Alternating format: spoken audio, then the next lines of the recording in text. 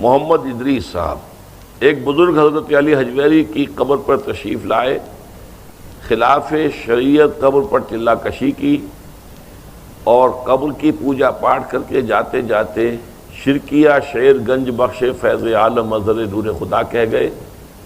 حکومت کے کارندوں نے اس شعر کو لاہور کے درمیان علی حجویری کی تحریر بہت بڑا کر کے لکھ دیا ہے، قبر پر بہت بڑا کر کے لکھ دیا ہے، جہاں پر سر عام شرک ہو رہا ہے، مگر پھر بھی لوگ ان بزرگ کو رحمۃ اللہ علیہ کہہ کے پکارتے ہیں۔ آپ بھی ان بزرگوں کے کرتوتوں کے متعلق لوگوں کو بتانے کو تیار نہیں ہیں، وجہ بیان کریں۔ شکریہ۔ محمد ادریس صاحب، واچ میکر، ٹیمپل روڈ۔ دیکھیے، اصل میں ایک مسئلہ یہ ہے کہ آیا ارواح کے ذریعے سے کوئی فیض روحانی حاصل کیا جا سکتا ہے یا نہیں، یہ ایک علمی مسئلہ ہے۔ ارواح کے وجود سے تو انکار کوئی نہیں کر سکتا۔ اب حضور نے ابھی ہم نے ذکر کیا، بیت المقدس جب شب معراج میں گئے تھے تو بیت المقدس میں تمام انبیاء کو نماز پڑھائی، تو کیا تھے؟ وہ انبیاء کی ارواح تھی نا۔ تو ارواح جو ہے وہ تو در حقیقت یا شاہ ولی اللہ دہلوی کہتے ہیں، وہ تو بڑے موحد ہیں، الحمدللہ محدث ہیں، اور وہ کہتے ہیں کہ کچھ نیک بندوں کی جو ارواح ہوتی ہیں ان کو اللہ تعالیٰ ان کے انتقال کے بعد فرشتوں میں شامل کر دیتا ہے۔ تو جیسے اللہ تعالیٰ کے احکام کی تنفیذ فرشتے کرتے ہیں، ایسے وہ بھی کرتے ہیں۔ اب یہ ہے علمی باتیں۔ تو آیا کسی کی روح سے کوئی فیض حاصل کیا جا سکتا ہے یا نہیں، یہ وہ ہے جو ہمارے ہاں اختلافی مسئلہ ہے۔ ایک یہ ہے کہ کسی کی روح کو پکار کر اس سے مدد مانگی جائے، یہ ہے جلی شرک، آپ کو اس کی اجازت نہیں ہے۔ وَلَا تَدْعُوا مَعَ اللَّهِ أَحَدًا، اللہ کے سوا کسی کو نہیں پکار سکتے، حالانکہ ہمیں معلوم ہے فرشتے تو ہیں نا، 2 فرشتے تو میرے ساتھ ہر وقت موجود ہیں۔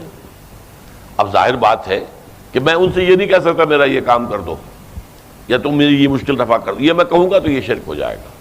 میں تو اللہ سے دعا کروں گا، اللہ تعالیٰ کسی فرشتے کو بھیج کر میری ضرورت پوری کر دے، کسی انسان فوت شدہ کی روح کو بھیج کر میرا کام اس سے کروا دے، یا کسی ذریعے کے بغیر از خود کر دے، یہ اللہ کی مرضی ہے، اللہ کا اختیار ہے، لیکن مجھے پکارنے کی اجازت نہیں ہے۔ دعا صرف اللہ کے لیے ہوگی۔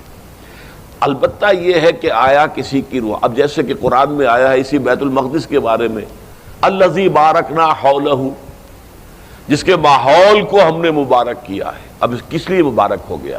جیسے اور زمین دنیا کی ہوتی ہے، ایسی زمین جو ہے وہ وہاں بیت المقدس کے علاقے کی زمین بھی ہے۔ مبارکنا حولہ سے مراد کیا؟ زرخیزی ہے اگر تو اس سے کہیں زیادہ زرخیز خطے دنیا کے اندر موجود ہیں۔ آج آپ جائیے اور اپنے ملک کے اندر ہی اگر آپ مردان وغیرہ کے علاقے کو دیکھیں تو کیا آخر واقعہ یہ کہ انسان خوش ہو جاتا ہے دیکھ کر کس قدر زرخیز زمینیں ہیں، کیا ہریاول ہے۔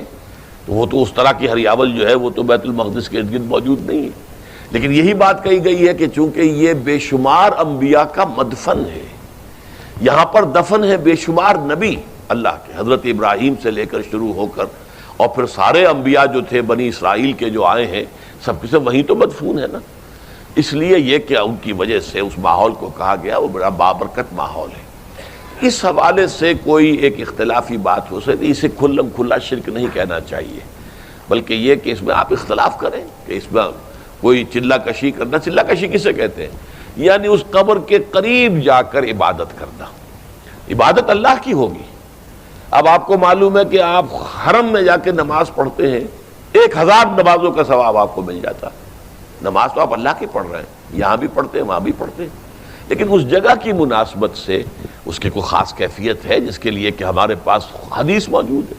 مسجد نبوی میں جا کر نماز پڑھتے ہیں تو 50,000 نمازوں کا ثواب مل جاتا ہے، مسجد اقصیٰ میں 25,000 نمازوں کا ثواب مل جائے۔ تو یہ جگہ کے حوالے سے کوئی چیز کے اندر فرق ہو جانا، جیسے اوقات میں بھی فرق ہوتا ہے۔ لیلۃ القدر یہ بھی تو ایک رات ہی ہے نا جیسی اور راتیں ہوتی ہیں، لیکن اس کی ایک قدر و قیمت ہے، اس کے ایک اجر و ثواب کا معاملہ جو ہے وہ عام راتوں کی طرح نہیں ہے، اسی طرح کا معاملہ ہو جاتا۔ اس حد تک معاملے کو رکھیں اور اس سے آگے فتویٰ بازی نہ کریں تو مناسب ہے۔ باقی اپنے ذوق کے مطابق آپ کہیں کہ نہیں ایسا نہیں کرنا چاہیے، ایسا نہیں کہنا چاہیے، وہ اپنی جگہ پر ہے، لیکن اس کے اوپر اس طرح کے سخت فتوے نہ لگائیے، اپنے دل کو کشادہ رکھیے۔